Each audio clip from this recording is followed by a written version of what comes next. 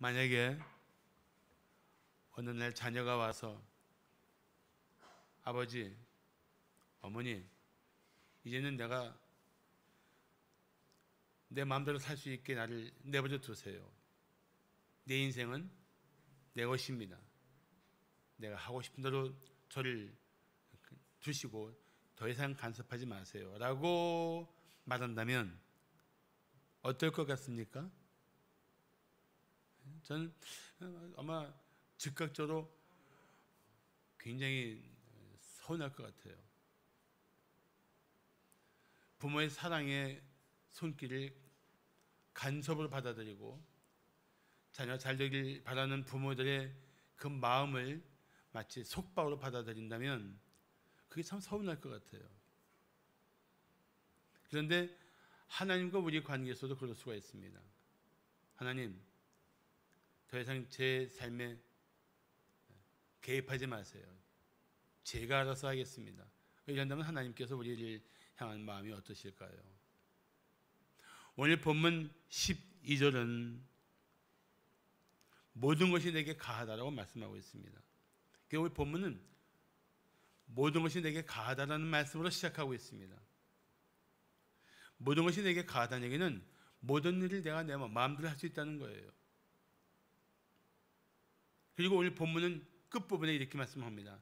너희는 너희 자신의 것이 아니다. 여기 두 말씀이 아주 대조적입니다.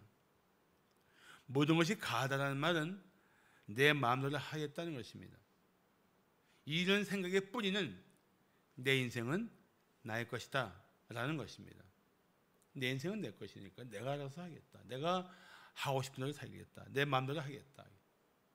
왜 그렇게 했니? 내 마음이에요 라는 대답을 아주 태연하게 할 수 있는 거예요. 그런데 내 인생은 나의 것이다. 이게 얼마나 그럴듯한 말입니까? 그래서 많은 사람들은 이 말을 당연하게 여깁니다. 또 이 말에 환호합니다. 자, 다시 한번 12절을 보십시오. 12절.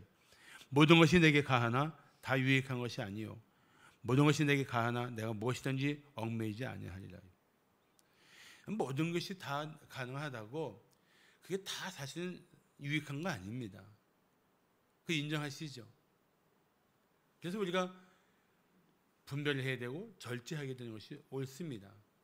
또 모든 것이 다 가능하다고 하면서 내가 무엇이든지 얽매이지 아니하리라. 어떤 형태로든 속박을 당하지 않는 상황에서 자기가 결정하겠다는 거예요. 그런데 내 인생은 나의 것이다 라는 사람은 자기 삶에 대한 전적인 책임을 져야 합니다. 우선 자기가 자기 삶의 목적을 정해야 합니다. 스스로 결정한 문제에 대한 책임을 다 짊어져야 합니다.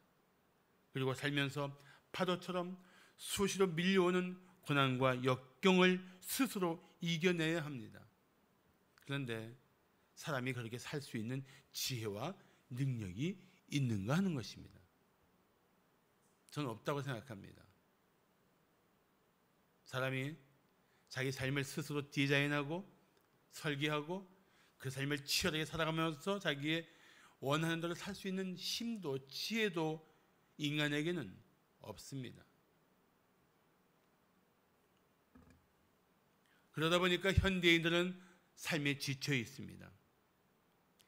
미래에 대한 두려움이 있고 현실의 상황을 벗어나기 힘든 고통들을 끌어안고 있습니다. 심지어 지난 과거의 아픈 상처와 기억마저 떨쳐내지 못한 채 살고 있습니다.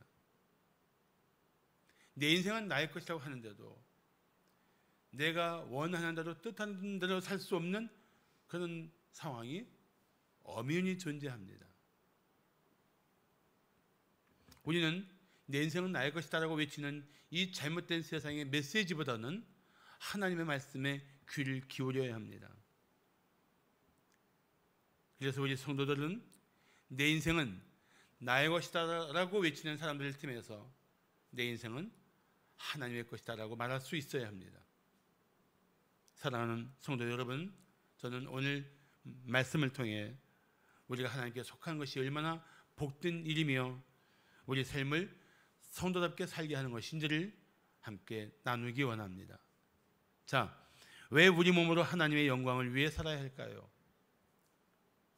오늘 본문의 마지막 절에서 값으로 산 것이 되었으니 그런즉 너희 몸으로 하나님께 영광을 돌리라고 말씀하고 있습니다. 우리 몸이 어떤 존재냐? 하나님의 영광을 드러낼 수 있는 존재라는 것입니다. 우리 몸이 어떤 몸이냐? 우리 몸으로 하나님의 영광을 위해 살아야 할 존재라는 것입니다. 이건 대단히 도전적인 말씀입니다. 자, 왜 우리가 하나님의 영광을 위해 살아야 할까요? 첫째, 우리 몸이 그리스도의 지체이기 때문입니다. 우리 몸이 예수 그리스도의 지체예요. 사랑하는 성도 여러분, 우리는 어떤 사람들이었습니까? 전에 내가 인생의 주인처럼 살면서 사실은 죄와 허물로 죽어 있었던 존재입니다. 내 인생은 나의 것이라고 고집한 것은 알고 보면 나를 미혹하고 부추긴 사탄의 계략에 빠진 것입니다. 사탄은 아담 이후로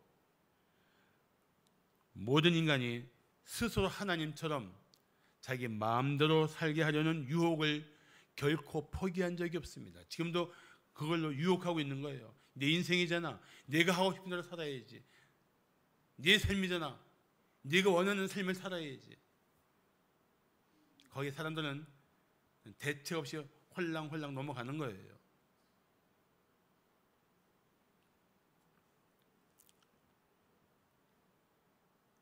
죄에 빠진 인간은 결코 그 죄를 스스로 이겨낼 수도 없기 때문에 이 죄로부터 자유할 수가 없습니다. 그래서 자기 마음대로 살려고 할 때 우리는 어쩔 수 없이 죄의 늪에 점점 더 깊이 빠져들게 됩니다. 그런데 내가 인생의 주인이라고 고집하면서 죄에 빠져 있는 인간을 건져 주실 수 있는 분이 계십니다. 살기 위해 몸부림치면서도 죽을 수밖에 없는 인생에게 생명을 주시는 분이 계십니다. 삶의 의미를 잃고 방황하는 인생들에게 길이 되어 주시는 분이 계십니다. 누구실까요? 맞습니다. 예수 그리스도입니다. 예수님은 죄와 사망의 권세로 사로잡혀 노예로 살고 있던 우리를 구원하기 위해 십자가에서 우리 모든 죄를 대신 다 치르시고 다시 살아나셨습니다.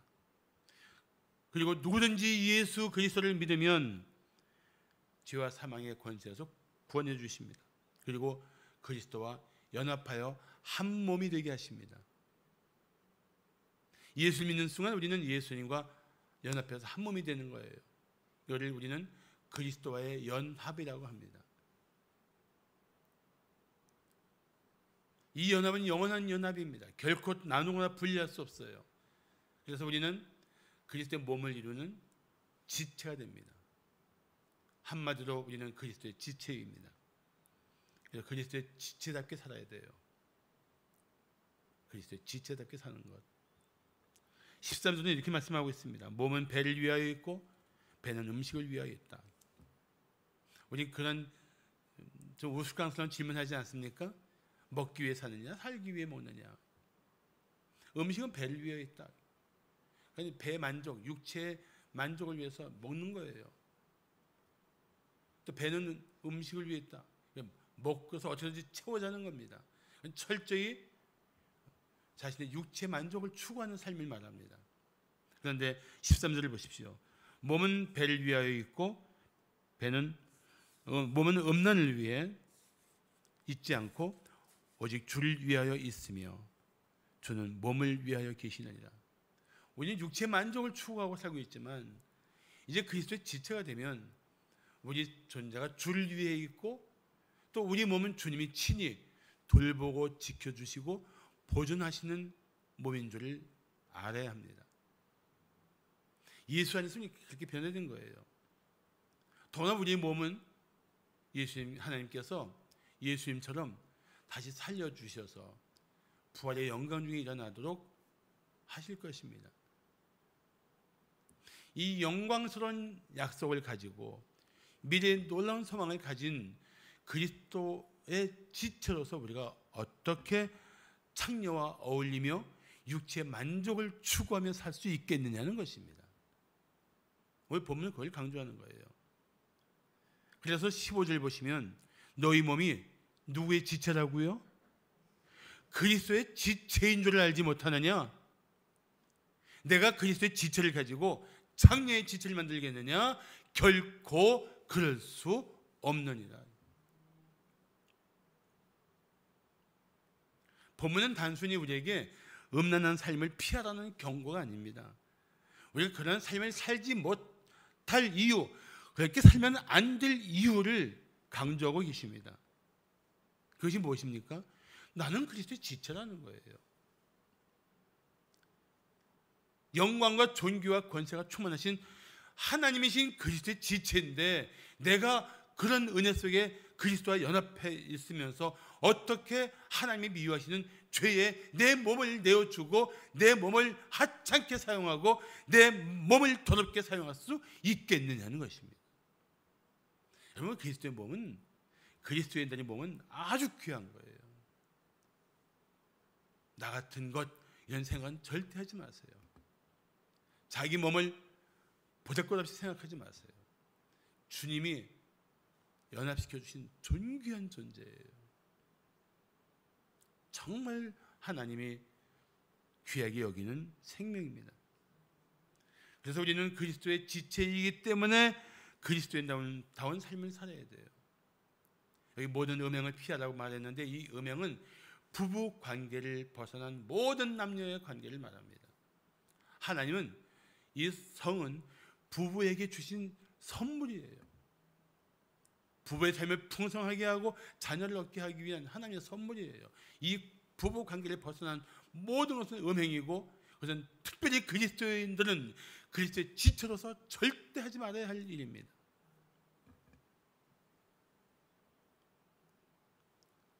다시 한번 정리해 볼까요? 내가 나의 것이 아니고 그리스도의 지체다? 그러면 내가 해야 할 일이 있고 하지 말아야 할 일이 있습니다. 이 선을 그을 줄 알아야 돼요. 분별할 줄 알아야 돼요. 우리에게 그런 분별력을 줄 수 있는 삶의 기준이 바로 성경 말씀입니다. 믿습니까?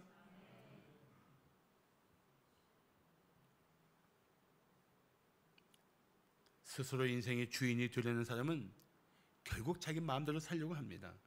그런데 자기 마음대로 산다는 게 한마디로 말하면 타락한 본성대로 산다는 거예요.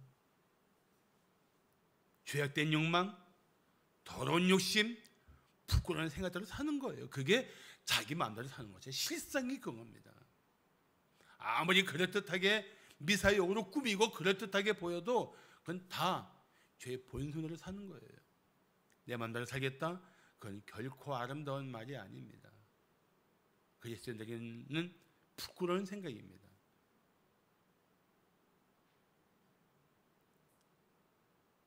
삶이 죄가 가득한 본성대로 살다 보니까 현대인들이 너무 지쳐 있습니다. 자기 의지와 자기 힘으로 살려고 힘쓰다가 오히려 스스로 짊어진 인생의 짐을 견디지 못하고 있습니다. 너무 무거운 거예요. 감당할 수 없는 짐만 잔뜩 지고 있는 거예요. 그런 인생들을 위해서 예수님께서 이렇게 말씀하십니다. 수고하고 무거운 짐진 자들아 다 내게로 오라. 내가 너희를 쉬게 하리라. 맞아요. 이때 아멘 하는 거예요. 내가 인생의 주인이라고 고집하며 살았던 모든 것들이 잘못된 것을 인정하고 예수님께 돌아서야 합니다. 그러면 주님이 우리의 모든 짐들을 다 내려놓게 하실 것입니다. 안식하게 하실 것입니다. 그리스도 안에서 더 가치 있는 삶을 살게 하실 줄로 믿습니다. 할렐루야. 자, 왜 우리 몸으로 하나님의 영광을 위해 살아야 할까요? 둘째, 우리 몸이 성령의 전이기 때문입니다. 믿습니까? 아멘. 이 그리스도인의 삶에 매우 특별하고 이해하기 힘든 일 중에 하나가 이 몸에, 우리 몸에 하나님이신 성령께서 계신다는 사실입니다. 남들 보기에는 똑같은데 예수 그리스도를 믿는 성도 안에는 성령 하나님이 계십니다. 자, 예수님께서 이런 약속을 하십니다. 요한복음 14장 16절에 보시면 내가 아버지께 구하겠으니 그가 또 다른 이라는 얘기는 나와 영광과 본질이 똑같은 하나님이시지만 또 다른 하나님, 보혜사이신 성령을 너희에게 주사라는 뜻이에요. 그러니까 하나님은 삼위 하나님이 계시잖아요. 아버지 하나님, 아들 하나님, 성령 하나님. 그러니까 성자 하나님이 아버지와 나와 똑같은 영광과 본질을 가지신 또 다른 보혜사이신 성령을 너희에게 주사 영원토록 너희와 함께 있게 하리니. 그러면서 17절에 이렇게 말씀합니다. 그는 진리의 영이라.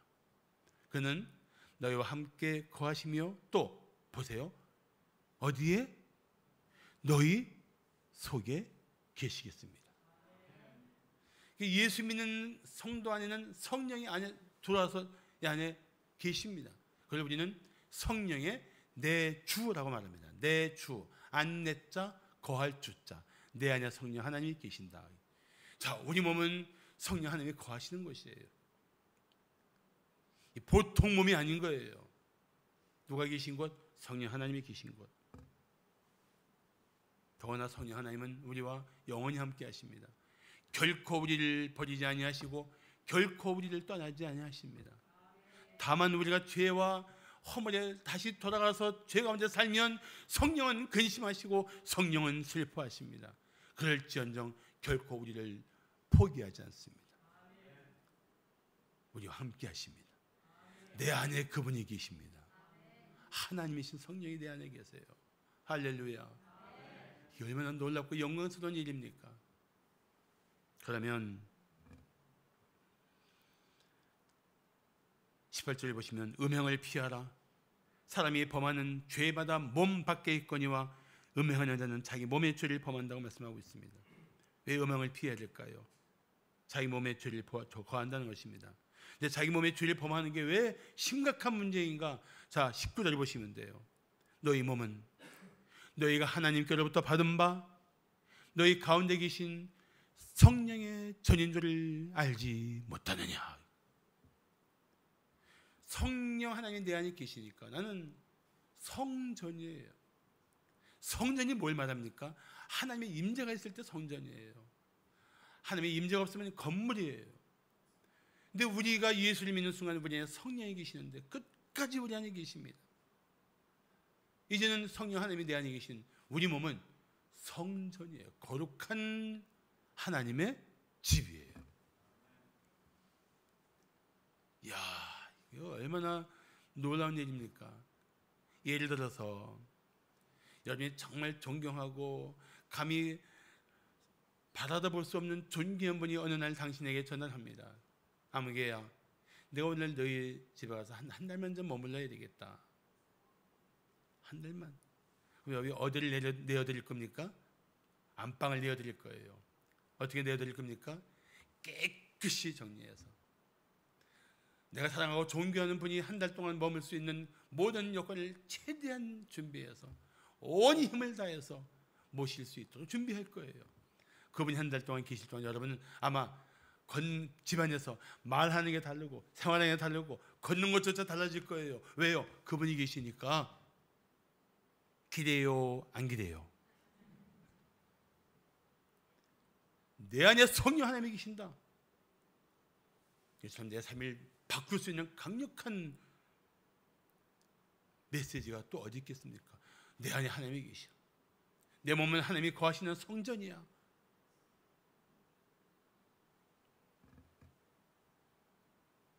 이 영광스러운 일을 생각하면 우리는 자신의 몸을 귀하게 여겨야 합니다. 하나님의 성전이에요. 한번 옆에 분들 바라보시면서 성도님은 하나님의 성전이시군요 하고 한번 인사하겠습니다. 시작. 성도님은 하나님의 성전이시군요. 별로 감동 없이 얘기했는데 그럼 다시 이렇게 얘기해 봅시다. 성도님은 참 존귀한 분이시군요. 시작. 예, 그래도 별로 감동이 없는 것 같아요.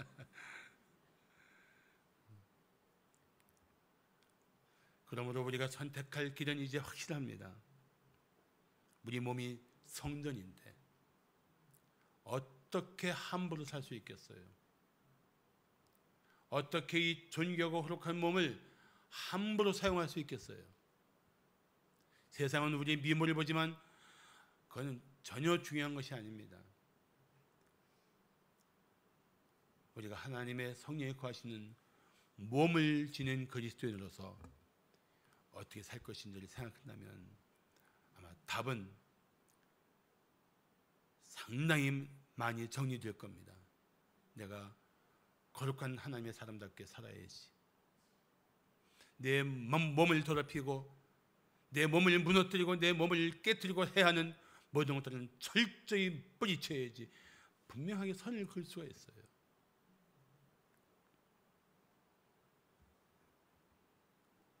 그러므로 우리는 이제부터 성령의 인도를 받아야 합니다. 성령의 뜻을 따라야 합니다. 그래야 육신의 악한 욕망을 이길 수가 있어요.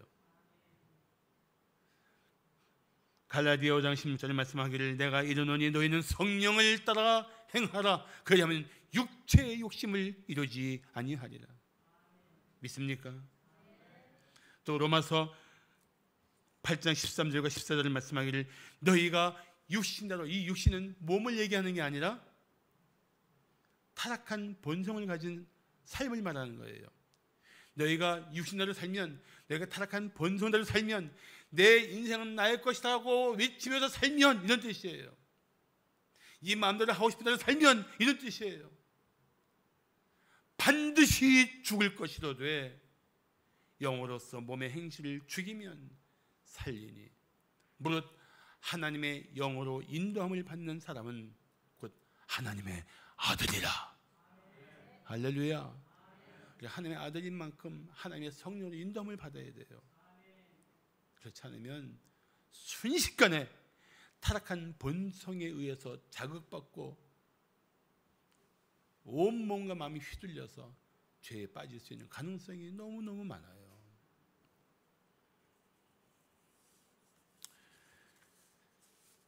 안타까운 것은 분명히 구원의 확신이 있는 성도인데 성령의 인도를 받지 않거나 성령의 지배를 받지 못한 채 육신의 욕망대로 사는 사람들이 있어요.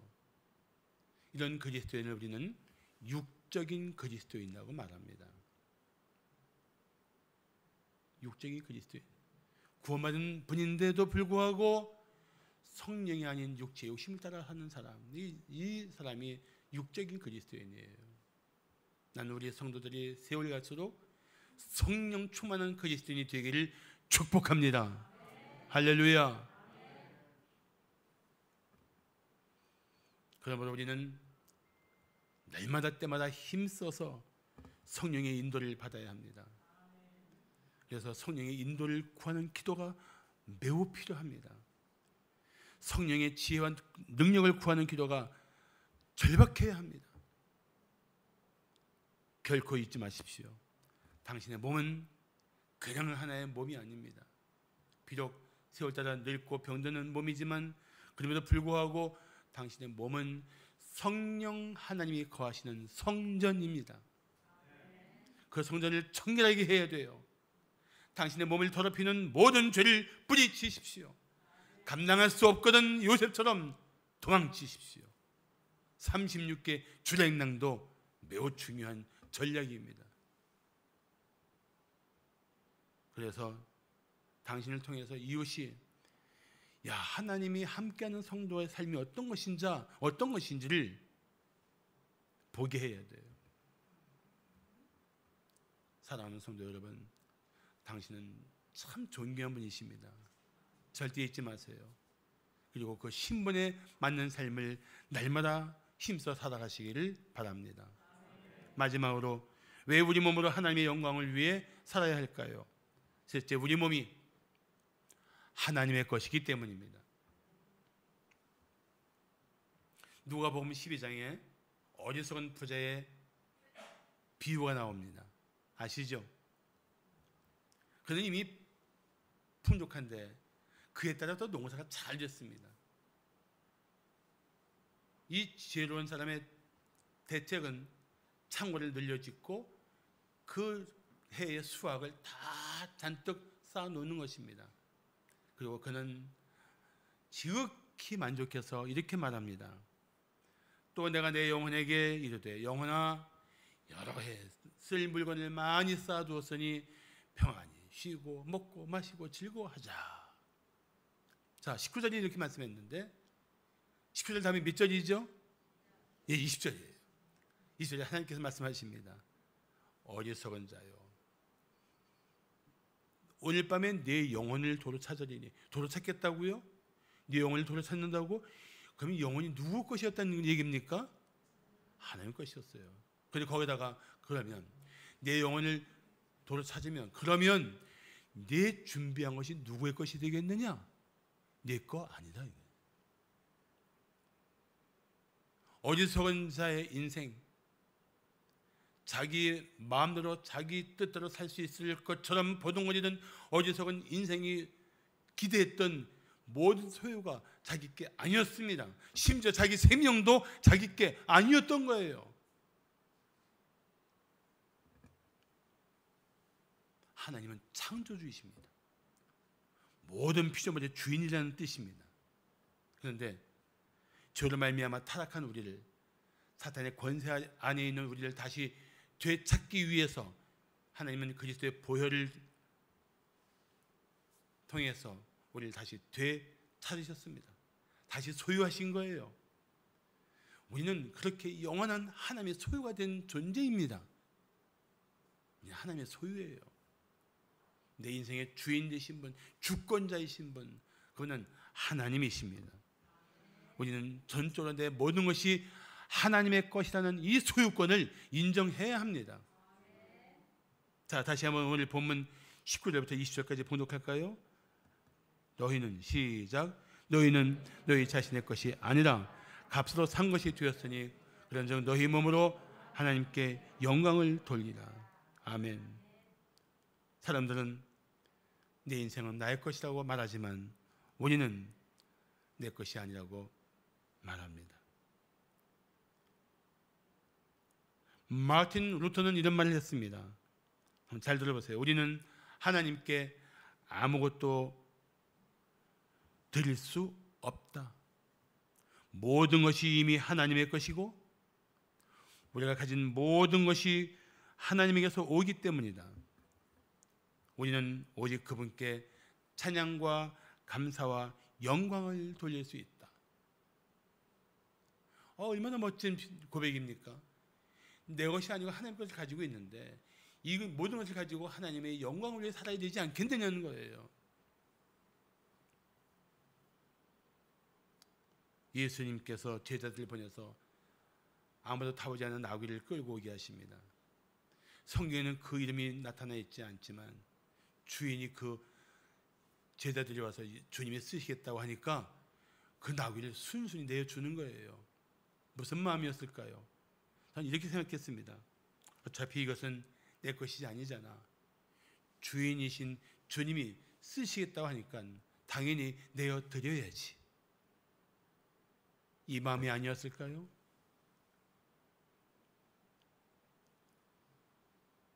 이런 것을 우리는 청직이라는 표현으로 말합니다. 내 모든 것은 다 하나님 것이고 나는 그것을 맡아 살고 있는 관리인이다. 우리는 하나님의 청지기입니다. 청지기. 우리가 모든 것이 가진 모든 것이 하나님의 것이며 우리가 가지고 있는 이 모든 것은 오직 하나님의 뜻을 따라 사용하도록 우리에게 맡겨진 것을 인정하는 거예요. 그래서 청지기로서 우리가 살아야 할 최선의 삶은 하나님의 것으로 하나님의 영광을 드러내는 것입니다. 그게 우리가 살 수 있는 최선의 삶인 줄을 믿으십시오. 그러므로 우리는 어떤 일을 결정하기 전에 물어야 합니다. 내가 하고자 하는 이 일이 과연 하나님께 영광이 될 것인가? 묻고 판단하세요.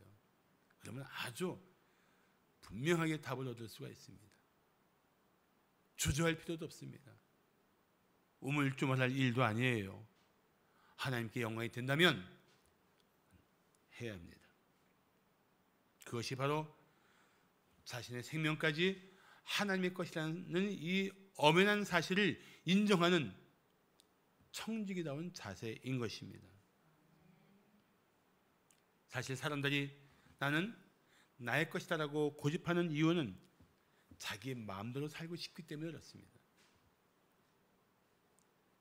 그래서 나는 하나님의 것이다라는 말에는 본능적으로 거부감을 갖게 돼 있어요. 그런데 사실 나는 하나님의 것이다라는 사실은 이건 굉장히 영광스러운 고백입니다. 자신이 스스로 살아갈 수 없는 어리석고 연약한 인생인 것을 인정하고 내 인생에 가장 의지할 수 있는 분, 믿을 수 있는 분, 내 모든 소유권을 다 맡겨도 될 만한 분, 그분을 하나님이라고 고백한 것이기 때문에 그렇습니다.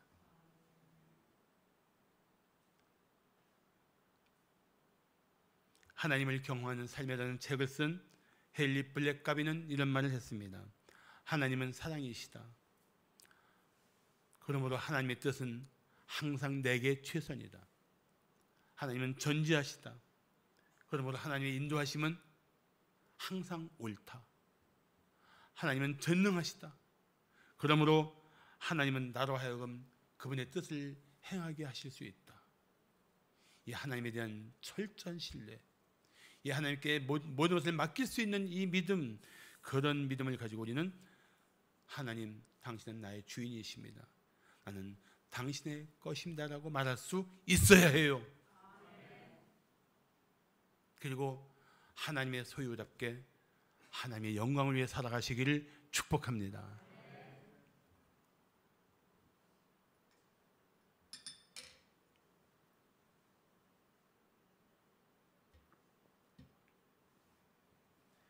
리빙스턴 선교사가 아프리카에서 30년간 사역했을 때 영국의 선교 본부는 노쇠한 그를 다시 모시려고 했습니다.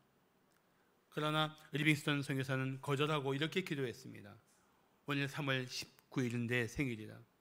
나의 왕이시고 나의 전부이신 주님, 이제 다시 나의 모든 것을 당신께 바치기로 결심하였나이다.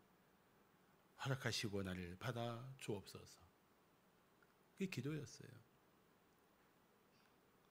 그로부터 1년 후 리빙스턴 선교사는 무릎을 꿇은 자세로 천국에 들어갔습니다. 정말 오롯이 자신의 전부를 하나님께 바친 선교사로 기억되는 분입니다.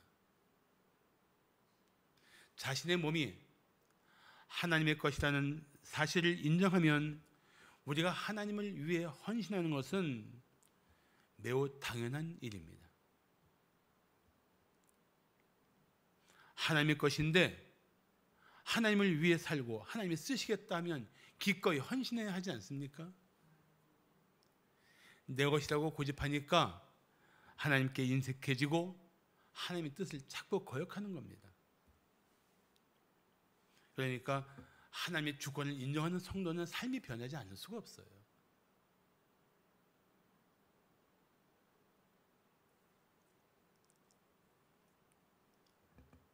나는 하나님의 것이다. 이 사실을 고백한다면 이제는 자신이 하고 싶은 일보다 하나님이 기뻐하시는 일을 선택해야 합니다. 나는 하나님의 것이다라는 사실을 인정한다면 이제는 내게 유익한 것이 아니라 하나님 나라의 유익을 선택해야 합니다.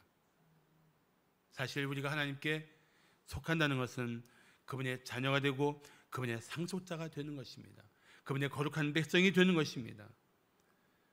그러므로 하나님께 속한다는 것 자체는 우리 각자에게 지극히 영광스러운 일인 줄을 믿으십시오.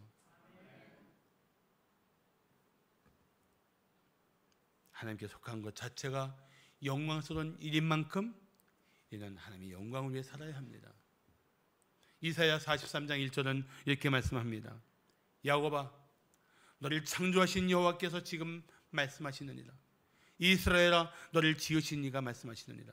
이건 반복해서 강조하는 거예요.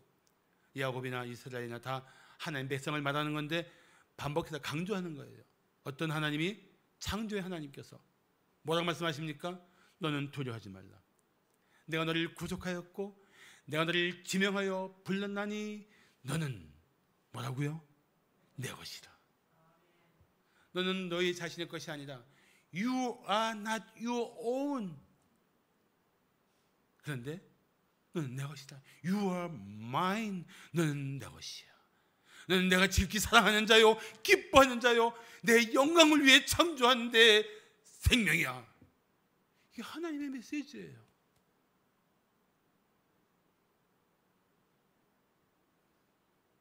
너는 내 거야. 너는 내 것이야. 이제 우리가 화답할 때입니다. 하나님이 나를 내 것이라 말씀하신다면 우리가 화답할 말은 무엇입니까? 맞습니다. 주님은 영원히 저의 주권자이십니다. 저는 당신의 것입니다.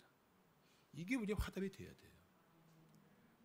오늘 이 화답이 여러분의 고백이 되기를 축복합니다. 그래서 이런 기도를 해야 돼요. 하나님, 당신은 저의 영원한 주인이십니다. 하나님은 저를 가장 존귀하게 하시는 참 좋으신 아버지이십니다. 제가 소유한 모든 것은 나의 생명까지 주님의 것입니다. 주님의 영광을 위해 쓰임받기 원합니다. 아버지, 저를 사용하여 주옵소서. 기도하겠습니다.